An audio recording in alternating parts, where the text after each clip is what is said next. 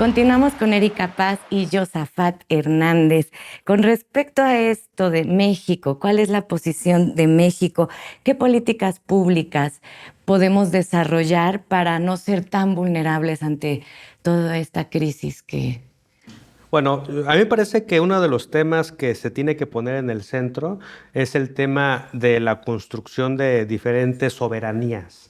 Soberanías económicas, soberanías tecnológicas, soberanía energética, soberanía alimentaria, porque lo que ha ocurrido con el proceso de construcción de una globalización neoliberal con Estados Unidos a la cabeza, se ha erosionado el control del Estado en diferentes partes y sectores de la economía, pero también se ha ido mercantilizando en su conjunto la vida social, etcétera, y eso ha ido destruyendo el campo mexicano. Por ejemplo, el caso del campo mexicano es interesante porque desde que se impuso el Tratado de Libre Comercio en 1994, el campo tenía aproximadamente entre 8 y 9% de la participación en el PIB global, y hoy es menos del 5%.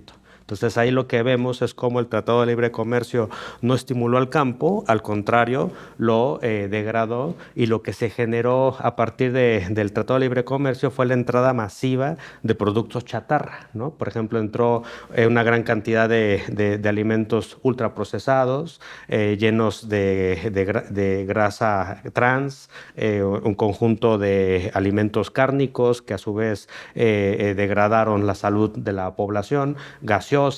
México pasó a ser el país que más bebidas azucaradas consume del planeta, de tal manera que el consumo promedio de un mexicano es el doble del de Estados Unidos. Es decir, se consumen cerca de 300 litros al año por persona en México. En estados como Chiapas se consumen cerca de 850 litros al año por persona en Chiapas. Entonces, lo que nosotros podemos ver es que el Tratado de Libre Comercio nos lo comimos y fue parte de nuestros cuerpos y degradó nuestros cuerpos y también degradó la naturaleza, destruyó, digamos, el tejido industrial, destruyó el tejido del campo, y creo que ahora el gran reto es precisamente ver cómo podemos reindustrializar, cómo podemos otra vez estimular el campo, cómo podemos generar una industria nacional. Y creo que uno de los puntos aquí es que si se va a responder con aranceles, debería de ser justo poniendo aranceles a la comida chatarra, a sus productos cárnicos, a el maíz transgénico que nos envían para la producción de nuestros productos, etcétera, a la Coca-Cola y ese tipo de veneno embotellado. Creo que por ahí se pudiera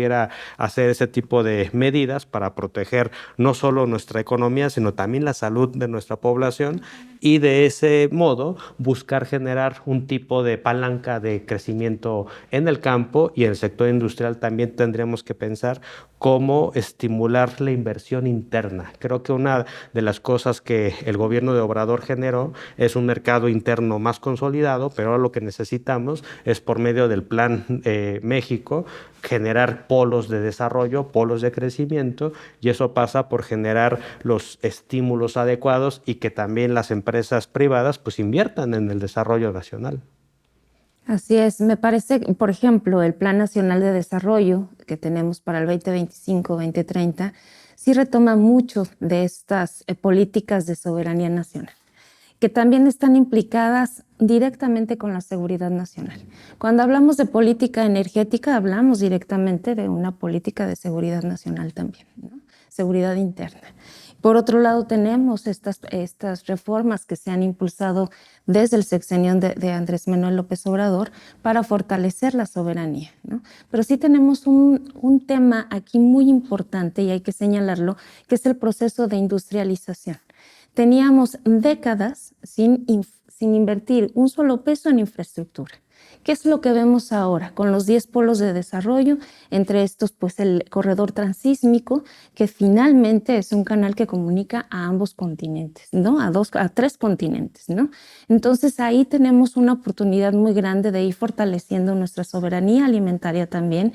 Esta reforma constitucional que pasó en la semana pasada para la protección de los maíces nativos, y básicamente blindar la diversidad de nuestra semilla, ¿no? Que es nuestra identidad, que es parte identitaria también de este país, ¿no? Pero también por otro lado tenemos las reformas que se han hecho en materia energética, que eso es sumamente importante. Está el Congreso de la Unión por aprobar las leyes secundarias que reconocen nuevamente a la Comisión Federal de Electricidad, a Pemex, como empresas nacionales, ¿no? Empresas públicas nacionales. Entonces, sí hay una redefinición también de lo que es la política nacional en México. Y esto, insisto, es un proyecto que se tiene desde décadas anteriores y que Andrés Manuel fue muy visionario al respecto, ¿no? Veíamos cómo íbamos directo al abismo con políticas neoliberales, que cabe decir, estos políticos que impulsaron estas políticas, el desmantelamiento del campo, ¿no? De las empresas que les llamaron así empresas productivas, a Pemex y a CFE, ¿no? Que finalmente lo que hicieron es, pues básicamente llevar a una relación de dependencia extrema con Estados Unidos, que eso estamos tratando de revertir y que principalmente, ¿no? En este momento pues es una de las tareas pendientes que tiene este gobierno. A mí me gustaría que para el ciudadano de a pie, que la economía pues no para todos es tan sencilla, ¿cuáles serían los efectos inmediatos? O sea, que porque la gente es inquieta y escucha fake news y no, y vamos a subir y vamos a entrar en guerra y hay muchas fake news. ¿Qué va a pasar a corto, mediano y largo plazo con la imposición de aranceles en México, en el supuesto de que suceda? Sí, bueno, lo primero que pasaría en el corto plazo es Para el ciudadano de a pie. es el incremento de la incertidumbre. Diríamos, eso lo que generaría sería una presión sobre el peso mexicano, pero como el gobierno mexicano tiene grandes cantidades de reservas, hay posibilidades de aminorar, digamos, la depreciación del peso frente al dólar. Pero sí, digamos, sería una primera cuestión. Una segunda cuestión que pudiera generar es el incremento de las tasas de interés para evitar que se vayan los capitales a Estados Unidos, y eso lo que pudiera generar a su vez es una presión a que los inversionistas pues no inviertan en sectores productivos, ¿no? Sino más bien en bancos, en compra de acciones, de tesobonos, etcétera, ese tipo de cuestiones, y ahí se generaría pues una menor inversión económica. Si se prolonga todo esto, lo que eso puede generar es una tendencia a que no haya crecimiento económico. Diríamos, ese ya sería el efecto de mediano plazo.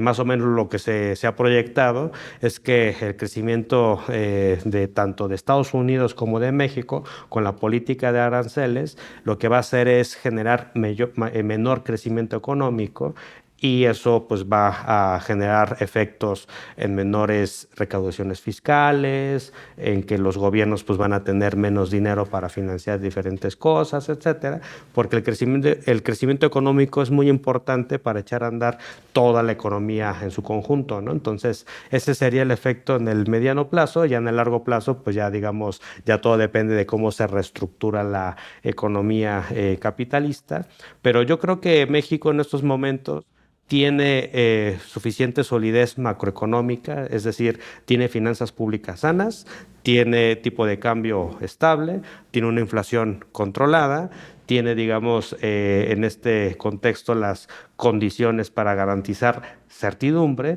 El tema es básicamente Estados Unidos, que con Trump están generando incertidumbre, no solo con México, sino en el mundo entero. Entonces, esa medida le sirve a Trump en el corto plazo, pero en el mediano y largo plazo no es muy estratégico, porque precisamente lo que va a hacer él es poner nerviosos a las diferentes bolsas. Por ejemplo, una de las cosas que pasó que me llamó mucho la atención es que la bolsa de Nasdaq de Estados Unidos tuvo mayores pérdidas que la bolsa mexicana de valores. Entonces ahí se muestra cómo la incertidumbre que él introduce en su propio país les afecta más a ellos que a nosotros. Lo que estamos viendo es básicamente una política de especulación económica, ¿no? Y lo que vendría en un corto plazo, pues sí vendrían pues, tiempos, pues sí, adversos, inflación, desempleo, ¿no? Pero aquí ante ello, insisto, o sea, sí es importante señalar que estos programas, que si bien la oposición critica bastante los programas sociales y de bienestar, si bien son una medida afirmativa para combatir la pobreza y la desigualdad, finalmente son los que han sostenido al país en los últimos años, después de la pandemia también, y por lo tanto, sí me parece que no sería un efecto tan catastrófico para México. ¿Por qué? Porque se tienen estas medidas sociales, una perspectiva de política social con respecto a seguridad, con respecto a seguridad social, con respecto a pensiones, con respecto a salud, seguros de desempleo, programas para de jóvenes, ¿no? Para personas adultas mayores, en fin. Finalmente es proteger la industria mexicana, fortalecer y dar incentivos al sector privado de la economía en México, al privado nacional, porque también es importante señalarlo, es sumamente relevante su papel, ¿no? Porque sin esa actividad económica empresarial nacional, pues básicamente el país estaría todavía más, ¿no?, dependiente de Estados Unidos. Entonces, finalmente sí podrían venir estos efectos adversos, inflación, costos elevados, escasez de algunos productos quizás, ¿no? Pero al final, pues tenemos políticas, o al menos estas administraciones han demostrado tener políticas de un perfil de corte nacional y de protección, que finalmente con eso se solventaría una situación adversa. Pues no sé si les haya faltado algo de comentar que quieran decir. Pues solamente decir que en estos momentos hay una transformación de la economía global, de la economía capitalista global. Estamos transitando de una etapa neoliberal a una etapa que no sabemos exactamente cómo va a ser, pero al menos el tema de que Trump imponga aranceles en todo el mundo va a generar un proceso de globalización en otro sentido, ¿no? O sea, la globalización no se va a acabar, pero vamos a entrar a una nueva globalización donde va a inaugurarse una era proteccionista.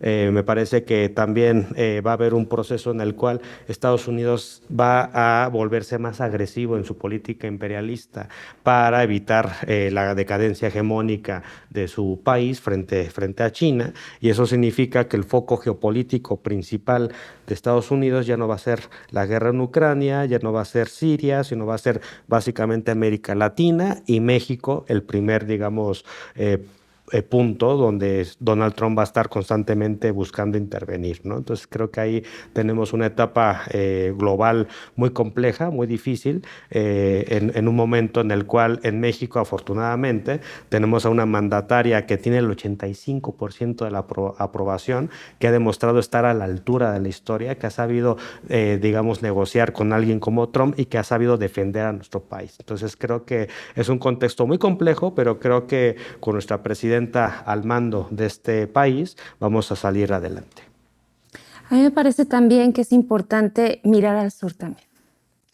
En efecto, sí, ahorita tenemos una dependencia muy fuerte por un tratado de libre comercio impuesto en 1994 y que hasta la fecha seguimos arrastrando una serie de consecuencias catastróficas para la política interior. Pero siempre estamos como ajenos a lo que regularmente ocurre en otras latitudes. Y en este caso me parece que una consolidación de América Latina como tal me parece crucial, porque digamos, estas relaciones diplomáticas que se puedan sentar con Brasil, con Colombia, con Perú, con Chile, ¿no? Con Brasil, por ejemplo, ¿no?, que está en puerta también la invitación al gobierno de México para la cumbre de los BRICS. Me parece que ahí también tenemos una serie de oportunidades importantes que no debemos de olvidar y que sí ir dejando esta política de dependencia económica hacia los Estados Unidos, pero sí también empezar a mirar de una manera mucho más regional a América Latina, porque además hay muchas coincidencias, tanto históricas como identitarias, con respecto a este continente, ¿sí? Y por otro lado, sí me gustaría subrayar la labor que ha hecho Claudia Sheinbaum, nuestra primera presidenta, y en el marco del Día Internacional de la Mujer, ¿no? En el 8M, me parece que sí es importante subrayar el papel que ha desempeñado la primera mandataria mexicana y que además, como bien señalaba en un principio Josafat, sí se va a estudiar y ya es, digamos, materia de análisis político, porque también se le ha plantado cara a este personaje estadounidense que básicamente ha, pues ahora sí que insultado a otros mandatarios y por lo tanto a otros países, ¿no? Acá lo que subrayó la presidenta, y también hay que destacar, es que hay un diálogo respetuoso que es el que se tiene que mantener. E insisto, no hay que cantar victoria, pero sí hay que ir visualizando otras alternativas del orden global y también del orden regional. Pues muchísimas gracias por aclararnos el panorama, por brindarnos todo su conocimiento y su cariño y su entrega por este país. Así que bueno, pues ya sabemos que tenemos mucha presidenta que está poniendo el suelo parejo y que estamos bien parados. No nos agarraron como si estuviéramos con el PRIAN, que ahí sí ni la contamos, compañeros. Gracias por siempre asistir a las salas. No se pierdan nuestros contenidos y especialmente el programa más chairo y divertido de la televisión. Tengan para que aprendan todos los lunes en vivo a partir de las 6 de la tarde, conducido por Luisa Ponte.